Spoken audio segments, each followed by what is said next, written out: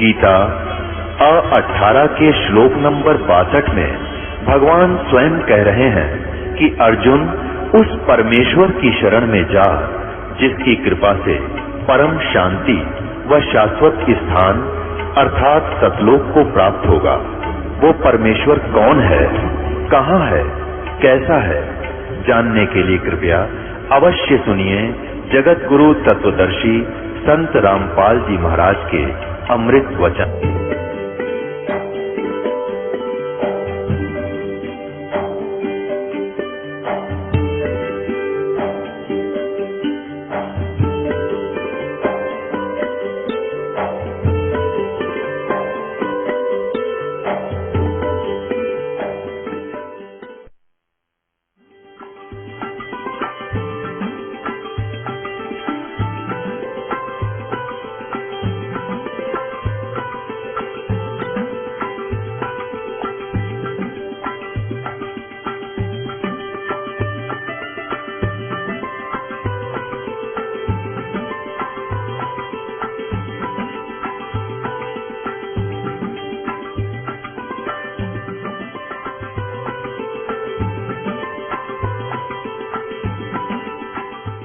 परमेश्वर ने सूक्ष्म वेद में कहा है, तीर तुपक तलवार कटारी जम धड़ जोर बधावे हैं, और हर पैड़ी हर हेथ ना जाना वहां जा तेग चलावे, और काटे शीश नहीं दल करुणा ये जग में साध को आवे हैं, और जो जन इनके दर्शन को जावे उनको भी नरक पठावे।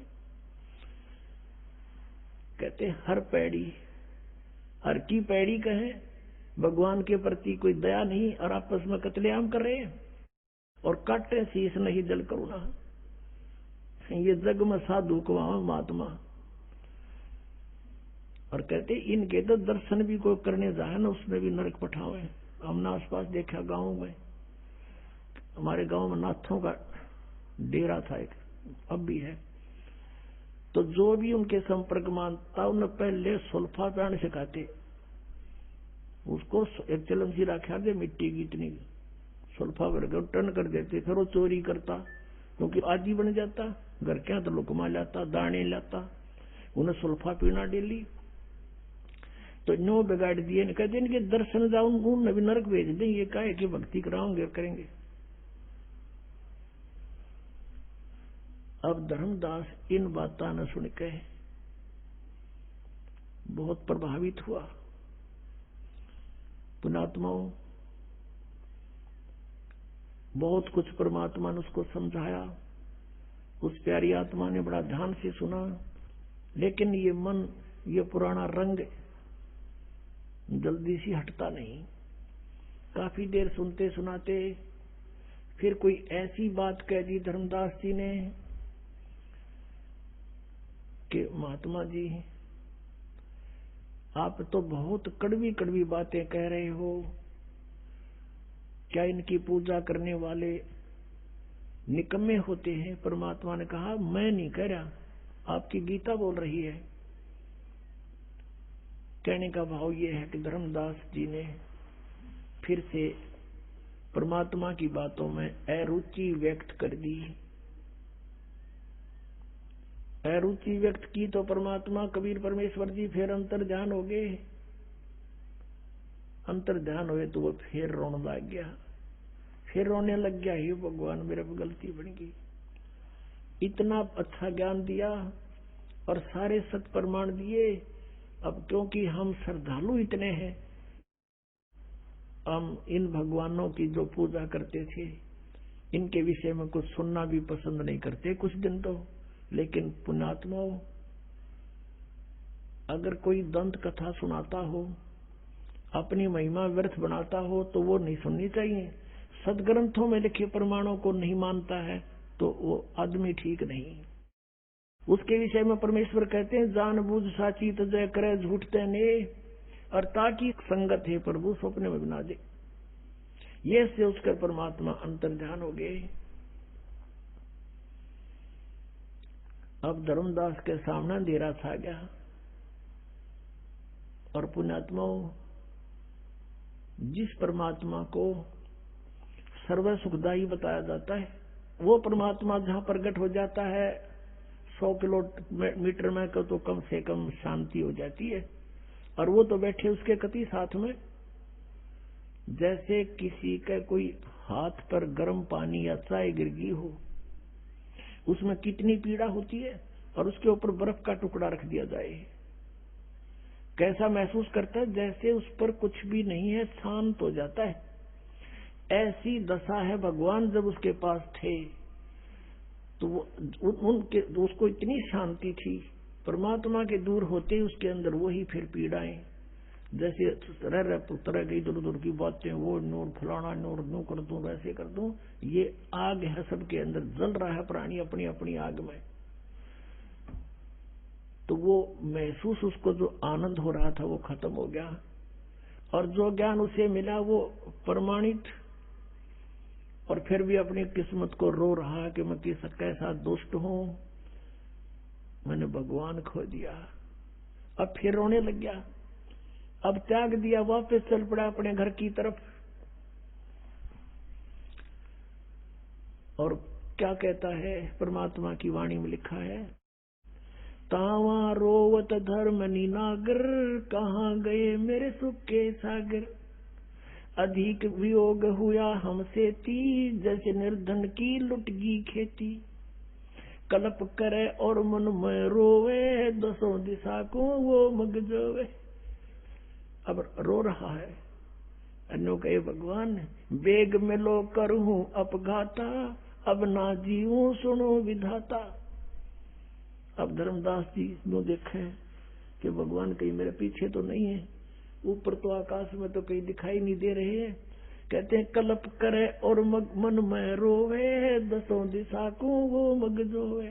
चारों तरफ देख रहा हूं, दसों दिशा को, ऊपर को नीचे को। और कहता बेग मिलो कर हूं अपघाता, मैं ना जीऊं सुनो विधाता। हे परमात्मा जल्दी दर्शन दे दो, अब मैं जीऊंगा नहीं मैं आत्महत्या करूंगा। रोता हुआ घर पे आ गया।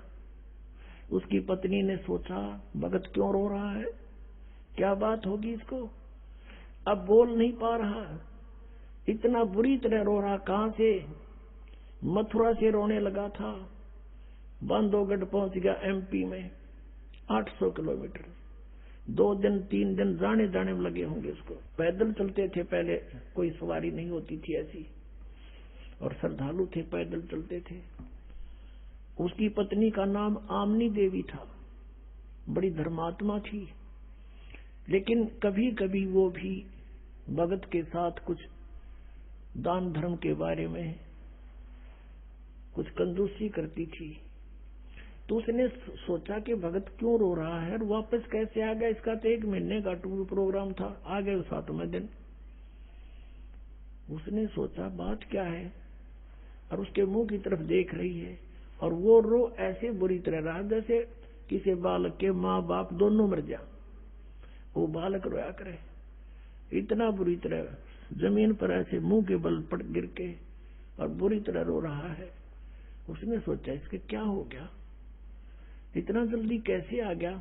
आमनी ने सोचा कि हो सकता है इसके किसी ने ठग ने पैसे लूट लिए हों, और मैं कंजूस हूं, कई बार इसको कह देती थी जब वो धर्म भंडारे करता था, खुले हाथ में टोक दिया करती कि बच्चे के खाओगे, घना दान ना करया करे। तो उसने सोचा कि अब ये न्यू ना रो रहा हो कि मैं इसका पैसा किसी ने ठग लिया, चुरा लिया, जो यात्रा के लिए ले गया था। और अब ये सोच रहा होगा कि मैं दोबारा जान की सोचूंगा, पैसे की कहूंगा तो यह मुंह चढ़ावेगी। तो उसने सोचा कि जिस कारण से रो रहा हो।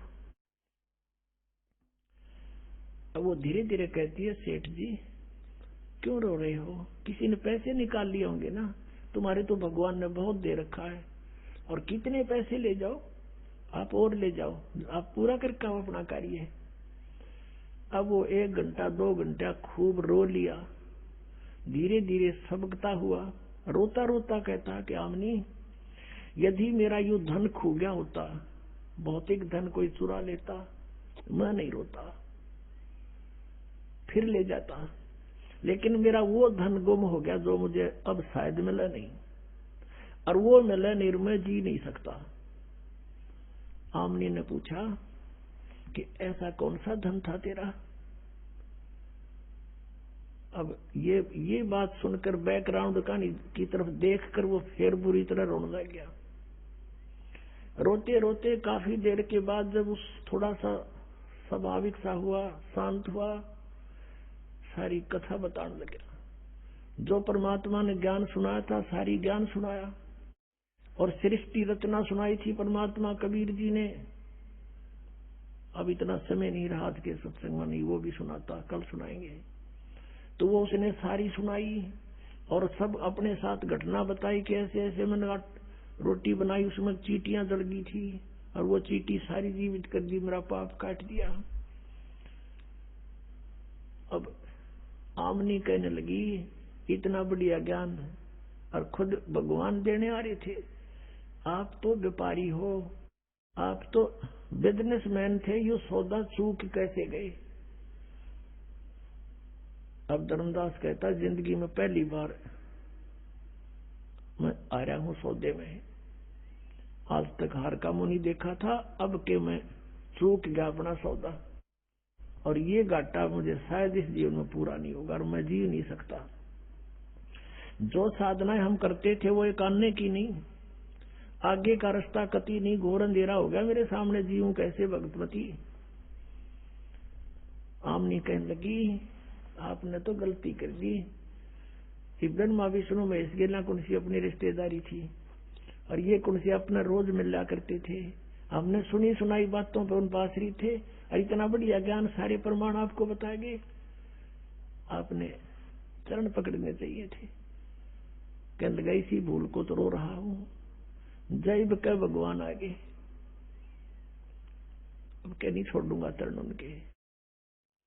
ऐसे बीत गया, 6 महीने बीत गए उनको।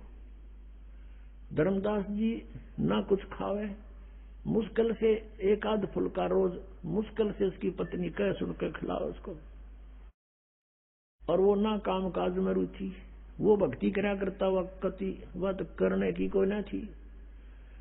सुबह बैठ जाए दरवाजे तो बाहर द्वार के ऊपर गेट पे है, अनु देखे दूर ताई, जैसे बिलड़ी ने श्री राम की प्रतीक्षा की थी।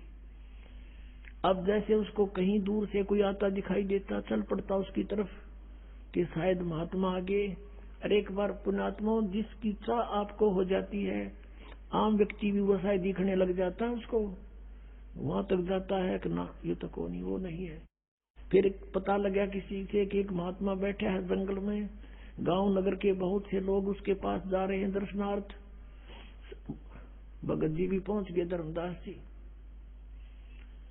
अब देखा कि वे हो सकता है महात्मा वही हो सकते हैं, लेकिन इनका ज्ञान से परीक्षण होगा।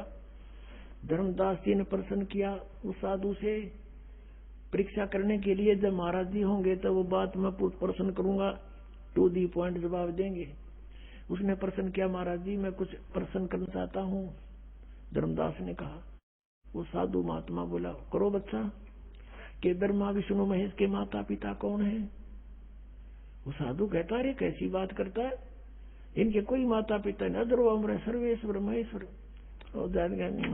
यो ठीक हो मन मन मैंने कही तो रॉन्ग नंबर उठ का आ गया।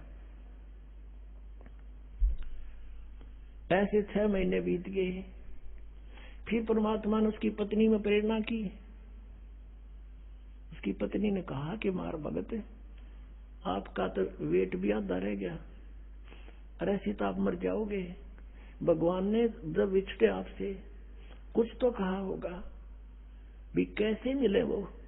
उन्होंने कहा कि वो कहते हैं कि जहां धार्मिक भंडारे होते हैं, यज्ञ होते हैं, साधना करते हैं, जो भगत इकट्ठे होते हैं तो कोई भंडारा करता है तो मैं उससे जाता हूँ और उनको ज्ञान चर्चा करते हैं परमात्मा। जैसे आपने ऋग्वेद मंडल नंबर 9 और सूक्त नंबर 86 के मंत्र 26-27 में पढ़ा कि वो परमात्मा हमारे यज्ञों में, धार्मिक यज्ञों में बिजली अत्यधिक गतिशील पदार्थ के समान आकर प्राप्त होते हैं, गुप्त रूप में आकर बैठ जाते हैं वहां पर। और वही परमात्मा ने कहा कि वो ऐसे धर्म भंडारे होते हैं, धार्मिक यज्ञ होती है, वहां अवश्य जाता हूँ, क्योंकि वहां मेला भरता है, भक्तों को बैठा के समझाते हैं, चर्चा करते हैं गुप्त रूप में।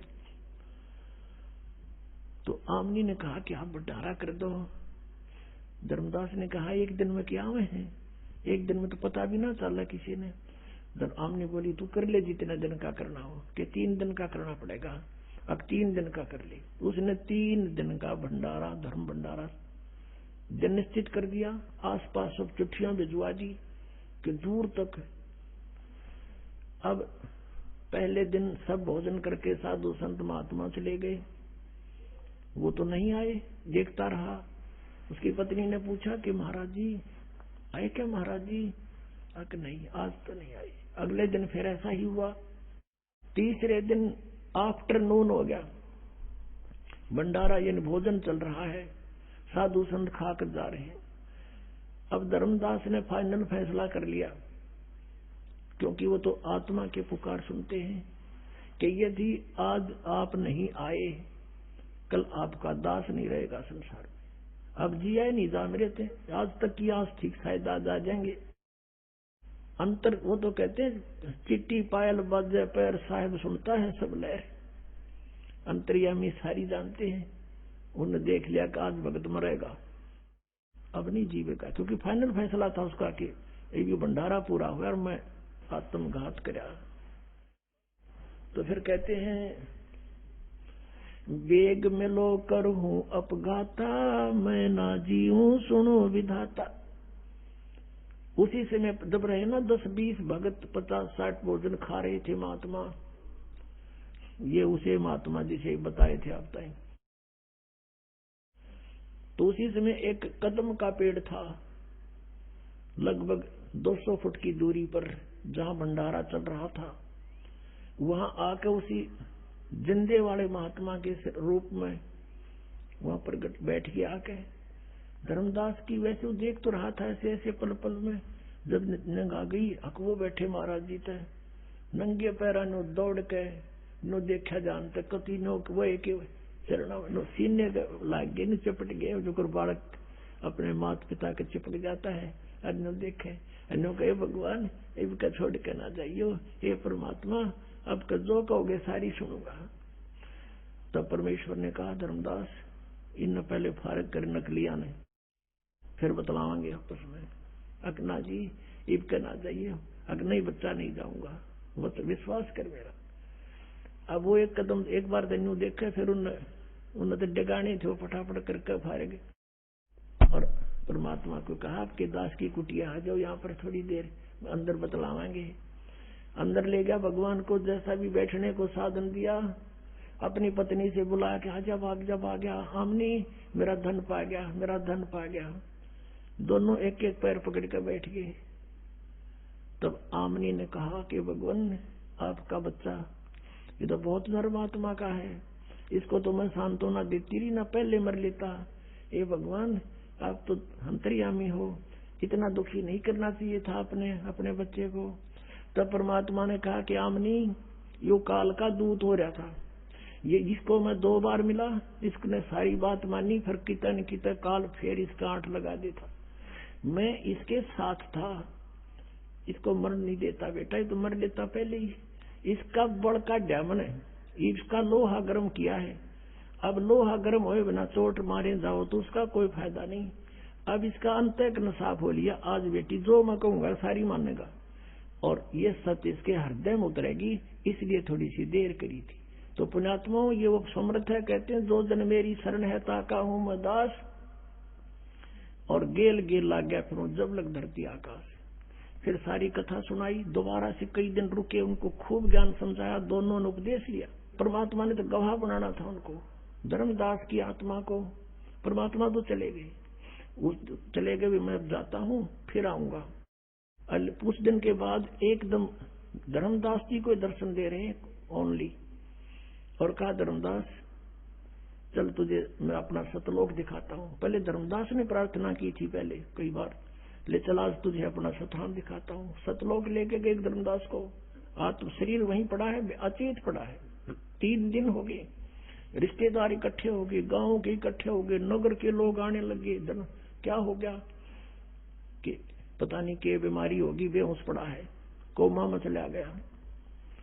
तीसरे दिन परमात्मा ने सब कुछ ऊपर दिखाया, सारा सतलोक दिखाया, वहां की सतीथि दिखाई, वहां की जो रहते हैं हंस लोग, वहां की दुनिया दिखाई सतलोक की, कि यहाँ कभी बुढ़ापा नहीं आता, यहाँ कोई दुख नहीं होता, यहाँ मृत्यु नहीं होती, तुम यहाँ रहते थे और अपनी गलती से तुम चले गए।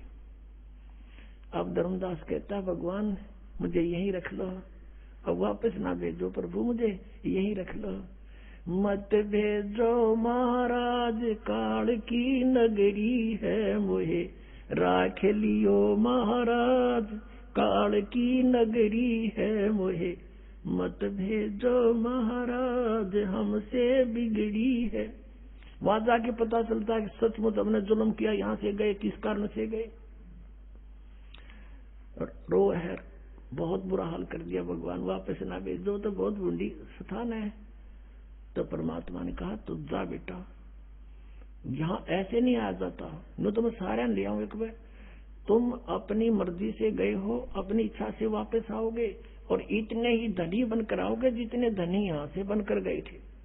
जितने धनी तुम यहाँ थे भक्ति के शक्ति, इतनी नीचे इकट्ठी करनी पड़ेगी। उसका मैं एक मंत्र दूंगा, तू चल वहां पर, और मंत्र दूंगा तुझे सतनाम, उसका सिमरण करना, उसके भक्ति के धन से तुम वापस आओगे। ऐसे नहीं बेटा बात बनेगी। तीसरे दिन जब वापस आत्मा आ छोड़ दी तो वो जागा। तब उसको पता चला कि ये भगवान तो वहां काशी में रहता हूँ। सतलोक से जाकर पता लगा, वहां से चल पड़ा पैदल, बनारस में पहुंचा, रामानंद जी के पास पहुंचा, वहां से पता चला कि कबीर मेरा शिष्य है लेकिन मेरा गुरु भी है। तब मालिक से वहां मिले, फिर कहा कि हे भगवान आपने मेरी आंखें खोल दी, परमात्मा दीक्षा दो अब दोबारा। नए सिरे तो मालिक ने उपदेश दिया, सतनाम दिया, उसकी मोक्ष किया, सारनाम दिया और उसका कल्याण किया। बोलो सतगुरुदेव की जय हो। परम पिता परमात्मा पूर्ण ब्रह्म सर्व सृष्टि रचनहार सर्वे उत्पादक प्रभु, ये परम पूज्य कबीर परमेश्वर जी, ये हम सभी आत्माओं के जनक हैं, यही हमारे मालिक हैं। हम अपनी गलती के कारण हम यहाँ काल के जाल में फंस गए और हम ऐसे लोक में पहुंच गए हैं कि यहाँ जीव सुखी नहीं हो सकता, यहाँ सुख नाम की चीज नहीं।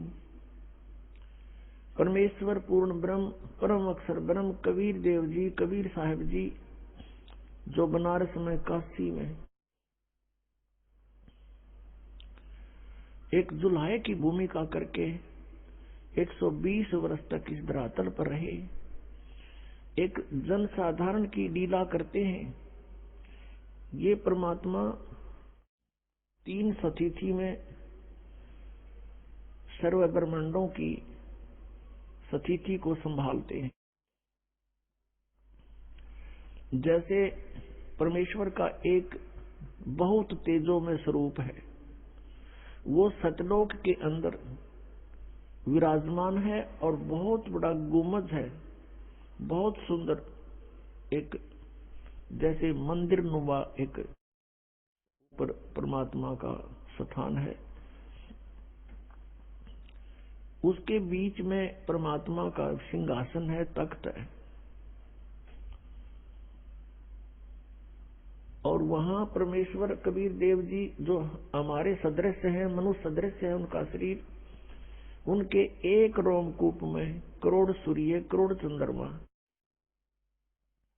दोनों की मिली जुली रोशनी भी परमेश्वर के एक रोमकूप की रोशनी से फीकी रहती है। इतना तेजो में शरीर है उस परमेश्वर का।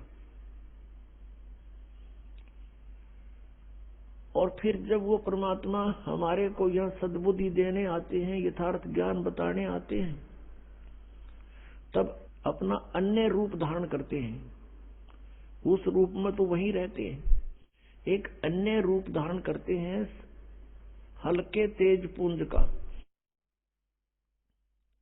यदि वो परमात्मा उसी तेजों में शरीर युक्त यहाँ आ जावे तो हमारी आंखें बंद हो जावे, जैसे उल्लू सूर्य को नहीं देख सकता। ठीक इसी प्रकार हमारी ये चरम दृष्टि परमात्मा के उस नूरी शरीर के प्रकाश को, उस नूर को नहीं देख सकती, सहन नहीं कर सकती। इसलिए परमात्मा हल्के तेज पुंज का अपने शरीर को सरल करता हुआ, हल्का करता हुआ और यहाँ आते हैं। और यहाँ आने की उनकी दो स्थिति है। एक तो एक युग में वो पूरा जीवन जीते हैं जैसे एक जन साधारण का जन्म होता है। जैसे एक बच्चा उत्पन्न होता है, धीरे धीरे बड़ा होता है, फिर अपने रोजगार में लग जाता है, एक गृहस्थी चलाता है, ऐसे फिर वो चला जाता है, वृद्ध होता है। एक ऐसी भूमिका प्रत्येक युग में परमात्मा करते हैं। वो जन्म नहीं लेते क्योंकि वो भगवान है। वो एक शिशु रूप धारण करके छोटे बालक का और तालाब के अंदर कमल के फूल पर विराजमान होते हैं। इसलिए परमात्मा को नारायण कहा गया है। नारायण माने जल के ऊपर विराजमान होने वाला। तो वो परमात्मा एक लीला करते हैं। वहां से पूर्व के जो संस्कारी हंस होते हैं, बहुत अच्छी आत्मा होती है, उनको वो प्राप्त होते हैं और फिर लीलामय तरीके से वो धीरे धीरे बड़े होने लगते हैं। वो कोई भी जलपान नहीं करते। फिर कुंवारी गायें दूध देती है परमात्मा के आशीर्वाद से। कुंवारी गायों के दूध से उस बालक रूपधारी परमात्मा की परवरिश की लीला होती है। फिर वो बड़े होते हैं तो अपने तत्व ज्ञान का प्रचार करते हैं। ये परमात्मा की दूसरी स्थिति है। और तीसरी स्थिति अर्थात यहाँ आने वाली दूसरी स्थिति, वो कभी भी किसी समय प्रकट हो जाते हैं। जैसे एक मेहमान आता है, अतिथि आता है। अतिथि का अर्थ होता है जिसके आने की तिथि पूर्व निर्धारित ना हो, कभी भी आ जाए। तो कबीर परमेश्वर, वो पूर्ण ब्रह्म, परम अक्षर ब्रह्म, कभी भी कहीं पर भी एक साधु रूप बनाकर कुछ दिन कहीं रह करके कुछ पुण्यात्माओं का उद्धार कर देते हैं और अच्छी आत्मा को मिलते हैं। ये उस परमात्मा की तीसरी स्थिति है, अतिथि रूप में आने की। जैसे यजुर्वेद अध्याय नंबर 5 के मंत्र नंबर 1 में दोनों स्थिति बताई है। अग्नि तनुरसी, अग्नि माने परमेश्वर, परमेश्वर का तेजो में शरीर है, इसलिए परमात्मा को अग्नि नाम से उपमा दी गई है। अग्नि माने है तेजो में स्वरूप, तेजो में परमेश्वर। अग्नि तनुरसी है परमेश्वर, आपका शरीर है, आप सह शरीर हैं, आपका बहुत सुंदर शरीर है। विष्णुवे तवा सोमस्य तनुरसी, तवा माने उस परमेश्वर का, विष्णुवे माने सबका धारण पोषण करने के लिए, तवा माने उस, विष्णुवे माने सबका धारण पोषण करने के लिए। अमर पुरुष का, सोमस्य अमर पुरुष का शरीर है। विष्णुवे तवा सोमस्य तनुरसी, तनुअसी। तो उस परमात्मा का सबका धारण पोषण करने के लिए भी शरीर है। श्रीमद् भगवत गीता अध्याय नंबर 15 के श्लोक नंबर 1 से 4 में उल्टे लटके हुए संसार रूपी वृक्ष की स्थिति बताई है कि इस संसार को ऐसा जानो जैसे उल्टा लटका हुआ वृक्ष हो, जिसकी जड़ ऊपर न हो और तीनों शाखा रजगुण ब्रह्मा सदगुण विष्णु तम गुण शिव जी, ये शाखा नीचे को हो। और इस संसार रूपी वृक्ष के सभी विभागों को तत्वदर्शी संत ही बता सकता है। जो उसके सभी विभाग बताता है वो तत्वदर्शी संत है। उस तत्वदर्शी संत की प्राप्ति के उपरांत तत्व ज्ञान रूपी शस्त्र के द्वारा इस अज्ञान को काटकर, अर्थात इस तत्व ज्ञान को समझकर उसके पश्चात परमेश्वर के उस परम पद की खोज करनी चाहिए, जहां जाने के बाद साधक फिर लौटकर संसार में नहीं आते। गीता जी अध्याय नंबर 15 के श्लोक नंबर 16-17 में 3 पुरुष बताए हैं, 3 प्रभु, एक सरपुरुष, एक अक्षर पुरुष। सरपुरुष ये 21 ब्रह्मांड का स्वामी है, इसको ब्रह्म भी कहते हैं, सरब्रह्म भी कहते हैं, सरपुरुष भी कहते हैं। अक्षर पुरुष ये 7 संघ ब्रह्मांड का मालिक है, लेकिन इन दोनों के शरीर नाशवान है। इनके अंतर्गत जितने प्राणी हैं सबके वो सभी नाशवान है, केवल जीव आत्मा किसी की नहीं मरती, वो तो कुत्ते गधे की भी नहीं मरती। इसलिए गीता जी अध्याय नंबर 15 के श्लोक नंबर 17 में तुरंत कहा है कि उत्तम पुरुष है तू अन्य, परमात्मा इति उदाहरत है, यह लोग चरम आवेश विभर्ती अवय ईश्वर है। वो श्रेष्ठ परमात्मा तो कोई और ही है जिसको परमात्मा कहते हैं, और वही तीनों लोकों में प्रवेश करके सबका धारण पोषण करता है। वो है अवय ईश्वर, अविनाशी परमात्मा। तो तीनों लोकों में प्रवेश करके धारण पोषण कौन करता है? जैसे मूल से, जड़ से पूरे वृक्ष को आहार प्राप्त होता है, जड़ पूरे वृक्ष की पोषण करता है, पूरे वृक्ष का पोषण करता है जड़। अब जड़ रूपी भगवान वो परम दिव्य पुरुष है, परम अक्षर ब्रह्म है, तो वो कबीर देव है। ये वो कबीर देव है जो बनारस में काशी में आए थे और दानक की भूमिका किया करते थे।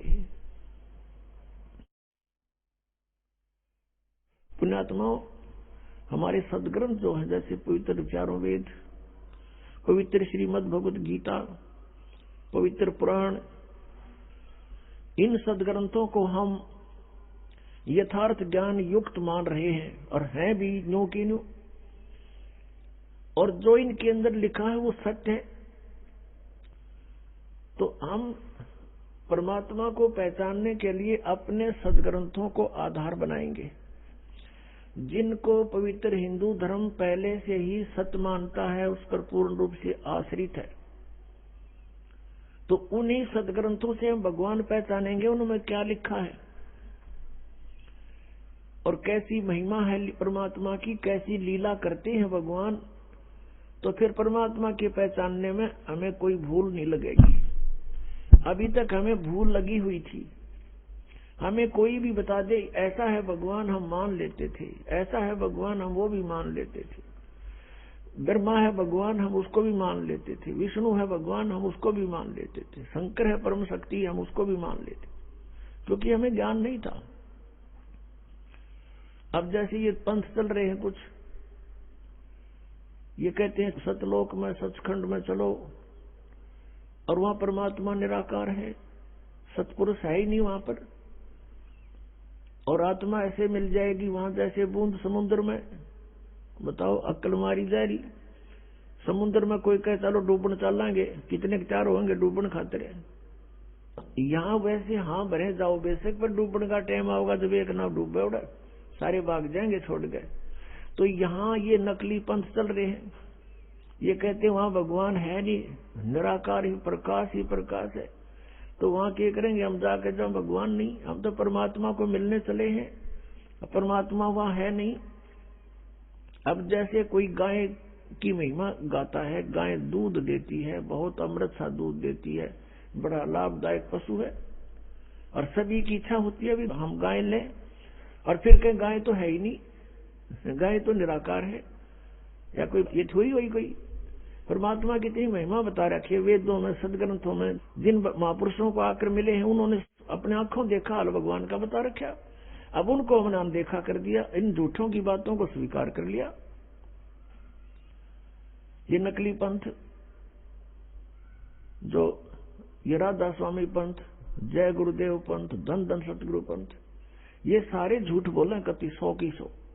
इनमें किससे न भगवान नहीं मिला, कख नहीं पता इनको। अगर परमात्मा मिला होता ये निराकार बताते। सदग्रंथ सत्य बतावे कि उस तय शरीर है, मनुष्य दृश्य है, आंखों देखा संत बताते हैं, दानक रूप रहा करतार। और हमरे ही निहार है, हमारा सृजनहार, हमारे जैसा हमारा भगवान, हमारा उत्पत्ति करता। तो पुण्यात्माओं, दास का उद्देश्य है कि पहले हम अपने जिन सदग्रंथों को सही मानते थे उन्हीं से परिचित हों। फिर दिखता को नहीं भगवान की पहचान की और मोक्ष की कोई समस्या खत्म, क्योंकि इतना सिंपल मार्ग है, जैसा मार्ग नहीं। इन काल के दूतों ने काल प्रेरणा से अपनी प्रभुता दिखाने के लिए हठ योग शुरू कर दिए, सिद्धियां प्राप्ति करने के लिए खड़े होकर तप, उल्टा होकर के तप, और नरे अनुष्ठान करने लगे, सुहा सुहा करके। ये तो नाश करने की भी ढूंढा करते थे। एक दूसरे पर प्रभु पकड़ने के लिए किसी ने एक सिद्धि प्राप्त कर ली तो दूसरा ने सोचा 3 करूं मैं, और तब इससे मैं सुपरियर कहलाऊं जनता में। परमात्मा कहते हैं इस हमारे नाम में 24 सिद्धि आ जाएंगी तुम्हारे को, लेकिन इन सिद्धियों का प्रयोग ना कर लेना, ये विष का काम करेंगी। अपने आप पड़ी रहे, क्योंकि सिद्धियां हमारा सहयोग देंगी और हम इसको प्रयोग करने लगे तो फिर हानि कर देंगे हमारे को। तो इसलिए ये सिद्धियों का प्रयोग करते थे। जैसे एक सिद्धि सब सागर पीवे, एक अगस्त ऋषि थे, परमात्मा पाने के लिए घर त्याग कर जंगल में साधनाएं शुरू कर दी। अब इनकी बहुत लंबी चौड़ी कहानियां हैं।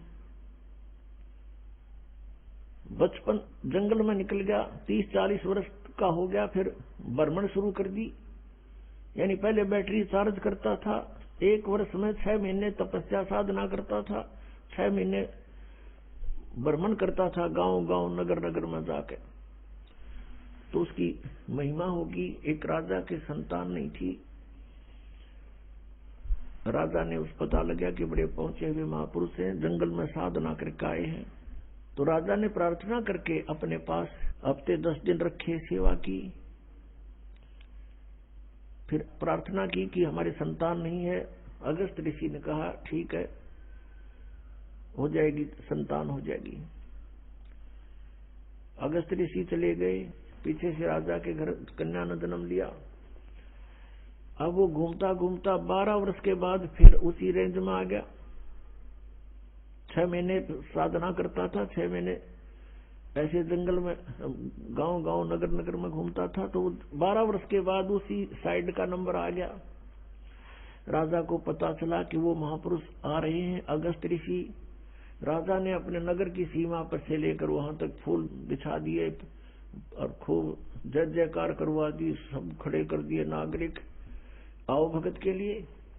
और साथ में अपनी कन्या को साथ लेकर गए। 12 वर्ष की कन्या पहले बहुत अच्छी तगड़ी हो जाती थी। तो वहां जाकर के कहा कि भगवान आपकी दया से मुझे एक पुत्री प्राप्त हुई है, आपके आशीर्वाद से मैं आपका आभारी हूँ। अगस्त ऋषि बड़ा खुश हुआ और प्रार्थना की कि महाराज हमारे यहाँ कुछ दिन रुको। पहले तो कह रहा था कि नहीं मैं 1 दिन से ज्यादा कहीं नहीं रुकता हूँ। फिर उसने कहा जाकर जब बताया कि ऐसे ऐसे आपकी कृपा से मैं पुत्री प्राप्त हुई, हम चाहते हैं आपकी कुछ सेवा करें और हमारा मन खुश होगा। तो उसने 2 दिन की हाँ भर ली और राजा ने अपनी कन्या की सेवा की करा दी। बेटा तू इनकी दी हुई है और सेवा करो महाराज की। अब धीरे धीरे वो महाराज जुड़े 7 दिन डटा। फिर कहने लगा कि मैं तुझसे कुछ मांगना चाहता हूँ। राजा से कहा अगस्त ऋषि ने। अब राजा ने कहा जी हम क्या दे सकते हैं आपको, सब कुछ आपका ही है, मांगने की आवश्यकता नहीं, आप आदेश करो कि ये कन्या मुझे दे दो मेरी सेवा के लिए। अब राजा को पता था नाटिका तो पता नहीं कि बद्दुआ दे दे, कति नाश हो जाए मेरा। अपना छाती पर पत्थर धर के कि दो आपकी आ गया। हवले का लड़की ने जाता रहा, कर ले साधना इनकी। फिर उसको क्या हुआ, तपस्याएं करके उसने एक सिद्धि प्राप्त कर लिया। जीवन सारे जीवन में एक सिद्धि सब सागर पीवे, एक सिद्धि जो बोजुग जीवे, एक सिद्धि जल पैर न लाई, एक सिद्धि आकाश से उड़ जाई। अपने आत्मा अगस्त ऋषि ने 7 समुद्रों को एक ही घूंट में पी लिया। अब फिर प्रार्थना की उससे अन्य ऋषियों ने, देवताओं ने कि भगवान यहाँ तो सब आओ भाव बिगड़ जाएगी, एटमॉस्फेयर चेंज हो जाएगा और आप दया करो, हमारे ऊपर रहम करो। रहम कर दिया, उल्टा ही कुरला कर दिया, सातों समुद्र भर गए। अपने आत्माओं, आज हम अध्यात्म ज्ञानहीन हो लिए कति। इन नकली ऋषि संतों महंतों के कारण इन्हें कहेगा पता नहीं, हमें नास्तिक का दूसरा रूप बना दिया कि भगवान ऐसा नहीं कर सकता, ये सब झूठ बोलने की बातें हैं। नहीं, अध्यात्म के अंदर बहुत बड़ी प्रबल शक्ति है, ऐसा बिल्कुल संभव है। लेकिन ये हमने चाहिए नहीं थी, इनकी आवश्यकता नहीं थी, अज्ञानता के कारण ये किया। क्या कहते हैं परमात्मा, कहते हैं कि डंब कर डूंगर चढ़े, लोग दिखावा करते हैं। ये तपस्या करने वाले ऊंचे से स्थान पर बैठेंगे जहां से दूर तो दिखो सब महात्मा, वो बैठा और फिर आंख मीच कर बैठा रहा, फिर उसकी सेवा शुरू हो जा, लोग आन जान लग जा, उसकी महिमा हो जाए, वो महिमा की भूख है। परमात्मा कहते हैं कि डंब करें डूंगर चढ़े, डूंगर माने ऊंचे टीले पे, पहाड़ पे, अंतर झीनी झूल, जग जाने बंदगी करेंगे वो सूल बबूल। आम जनता ने सोचा बड़ा महात्मा भाई कमाल कर रहा है, घर छोड़ कर देख परमात्मा के लिए कितना संघर्ष कर रहा है। तो कहते हैं ये तो वो है सूल बबूल, ये तक काटे वो अपने आने वाले जीवन में, इसकी साधना ठीक नहीं। अब एक दो भक्त थे, घर से चल पड़े परमात्मा पाने के लिए। उनको एक महात्मा मिल गए जिसका बहुत बोलबाला था, बड़े सिद्ध पुरुष कहां थे। दोनों ने वहां दीक्षा ले ली, घर त्याग कर चले गए, सन्यासी हो गए। कई वर्ष तक वो महात्मा के साथ रहे, गुरुजी के साथ आश्रम में। अब गुरुजी की मृत्यु के बाद वो दोनों निकल गए वहां से और अलग अलग दिशा में सिद्धि प्राप्ति के लिए चल पड़े, क्योंकि वो सिद्धि ही सिखाता था। जो उनमें से एक था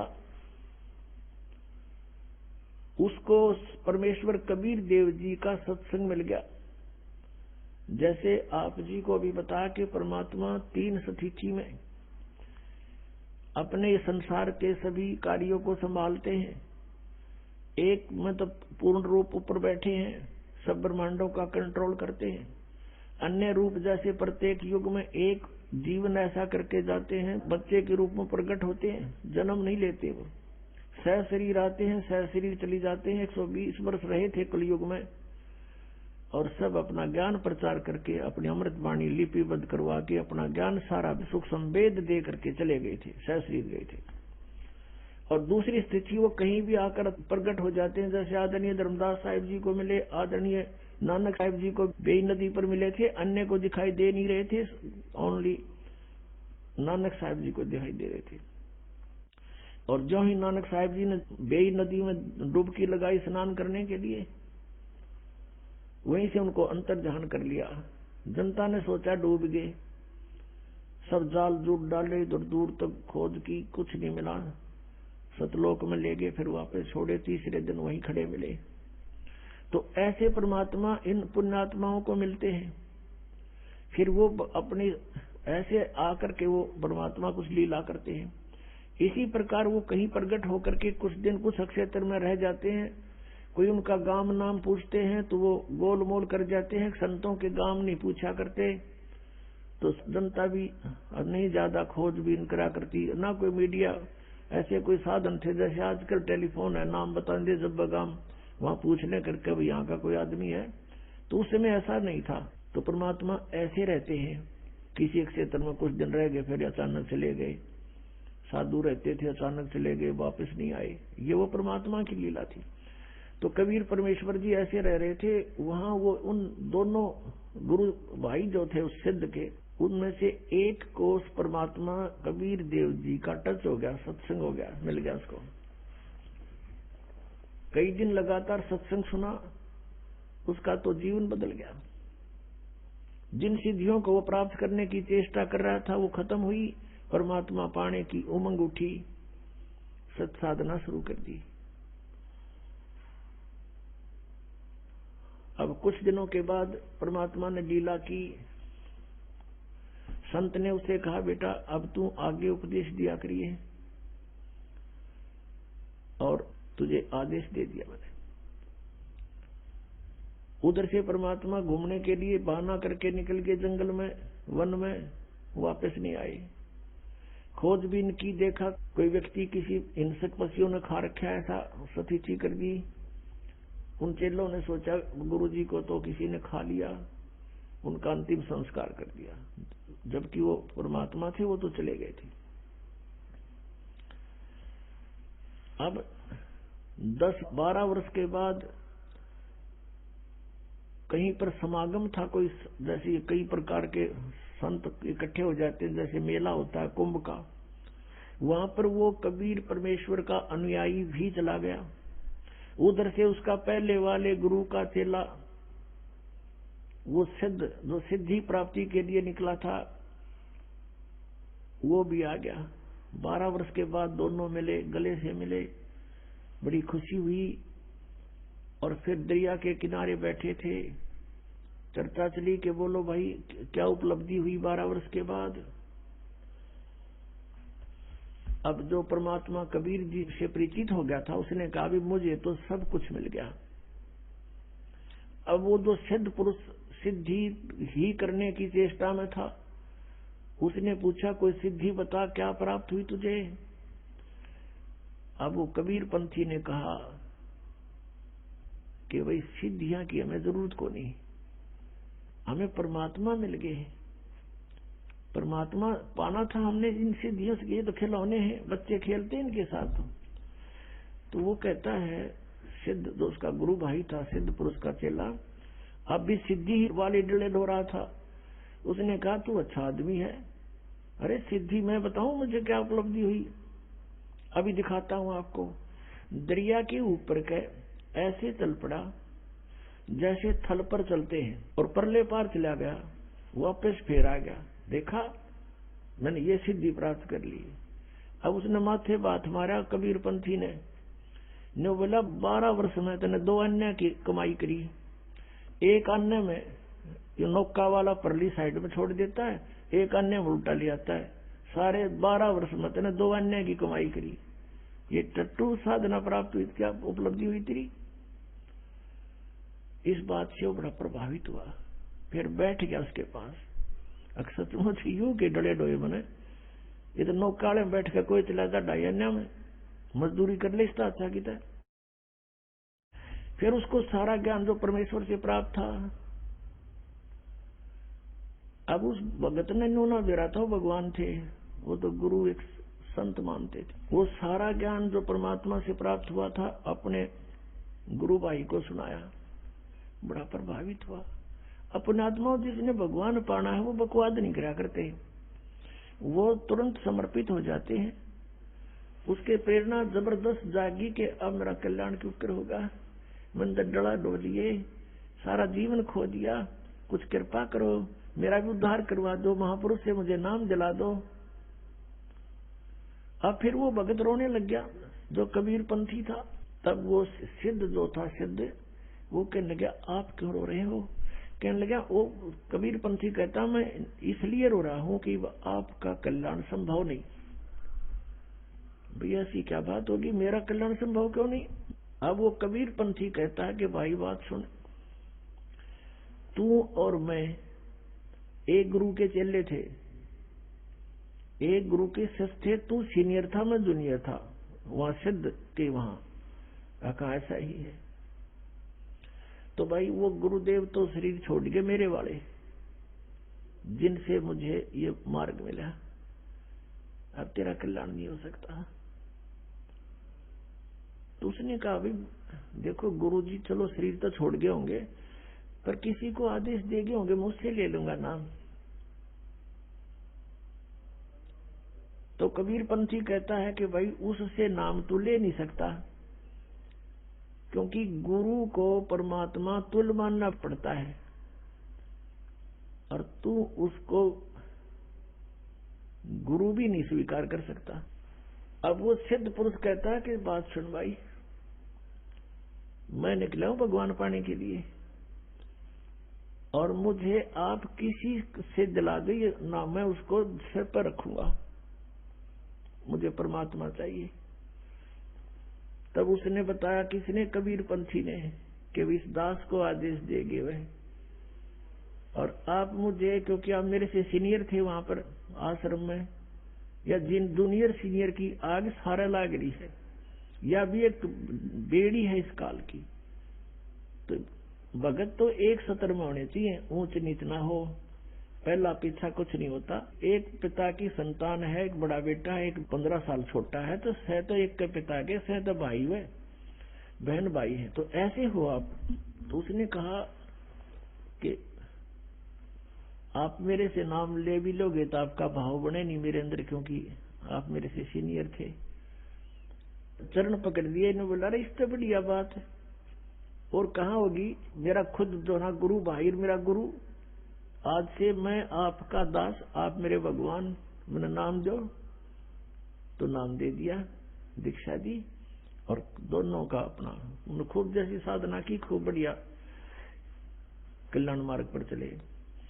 अब क्या बताते हैं परमात्मा, शब्द महल में सिद्ध 24 हंस बिछोड़ बिसवे 20।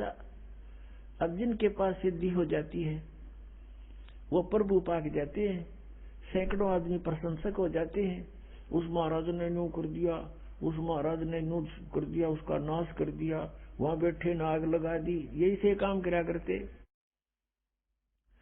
अब क्या बताते हैं, शब्द महल में सिद्ध 24 हंस बिछोड़ बिसवे 20। अब प्रभु पाक गया, लाखों लोग, हजारों लोग प्रशंसक हो गए, वो फिर भगवान बन जाता है। तो वो भगवान बन गया तो भगवान तो एक कह रहेगा, दूसरा बन ही नहीं सकता, तो परमात्मा दूर हो जाता है। कहते हैं ये सिद्धियां जो आपके अंदर मान बढ़ाई पैदा कर देती है, भगवान से दूर कर देती है, हंस को बिछोड़ देती है, बिछुड़ जाता भगवान से, दूर चला जाता। शब्द महल में सिद्ध 24 हंस बिछोड़े बिसवे 20। बिसवे 20 माने कति पक्कम पक्का, 100% जीव का नाश करती है, भगवान से दूर कर देती है। सिद्धियां की जो 14 है, एक सिद्धि सुर देव मिलावे, एक सिद्धि मन व्यक्ति बतावे, एक सिद्धि हो पौन स्वरूपी, एक सिद्धि हो वे अनुरूपी, एक सिद्धि निस्वासर जागे, एक सिद्धि सेवक हो आगे, एक सिद्धि सुरगापुर धावे, एक सिद्धि सब गट छावे, एक सिद्धि सब सागर पीवे, एक सिद्धि जो बहुजुग जीवे, एक सिद्धि जो उड़े आकाशा, एक सिद्धि परलोक के बासा, एक सिद्धि कष्ट तन जारा, एक सिद्धि तन हंस निहारा, एक सिद्धि जल डूब न ला जाई, एक सिद्धि जल पैर न लाई, एक सिद्धि बहु चोले धारे, एक सिद्धि नीतत विचार, एक सिद्धि पांचों तत् नीरम, एक सिद्धि हो बजर शरीरम, एक सिद्धि पीवे नहीं खाई, एक सिद्धि जो गुप्त छुपाई, एक सिद्धि ब्रह्मांड चलावे, एक सिद्धि सब नाद मिलावे, एता खेल खिलारी खेले, सो हम हंसा प्रगट बेले, 24 को ना मन चावे, सो हंसा शब्द अतीत कहावे, प्रसिद्धि पूर्ण पटरानी, सतलोक की कहो निशानी, सतलोक सुख सागर पाया, सतगुरु भेद कबीर लखाया, परमहंस देखो परवाना, जन कहता दास गरीब दीवाना। अब क्या बताया है कि एक सिद्धि मन वृत्ति बतावे कि मन के अंदर आपने के सोच रखा है, तो हम कहते हैं ये सिद्धियां हमें इनकी आवश्यकता नहीं। एक सिद्धि निस्वासर जागे, एक सिद्धि सेवक हो आगे, एक सिद्धि दिन रात जागने की प्राप्त हो जाती है। और हम भक्ति अध्यात्म ज्ञान से इतने दूर हैं, अध्यात्म ज्ञानहीन हैं हम जरा से भी किसी संत या भक्त में ऊट पटांग सा देख लेते हैं, हम उसके साथ चिपक जाते हैं, प्रभावित हो जाते हैं। एक गांव है खेड़ी दमकन, गोहाना के पास, दास के वहां मामा जी हैं। तो वहां देखा, वहां कथा सुनी उनकी कि एक डेरा बना हुआ गीसा पंथियों का। गीसा, आदरणीय गीसा साहिब जी को परमेश्वर कबीर देव जी आकर मिले थे और उन्होंने फिर परमात्मा से प्राप्त ज्ञान को लिपिबद्ध भी किया है, कुछ वाणी भी बोली है। उन्हीं का एक शिष्य था, तो उन्होंने उस अपने आदरणीय गीसादास साहिब जी की शिष्यता हो गया, लेकिन वचन नहीं माना उसने, अपने हिसाब से हठ योग करता रहा। नेकी राम नाम था उनका, नेकी राम जी।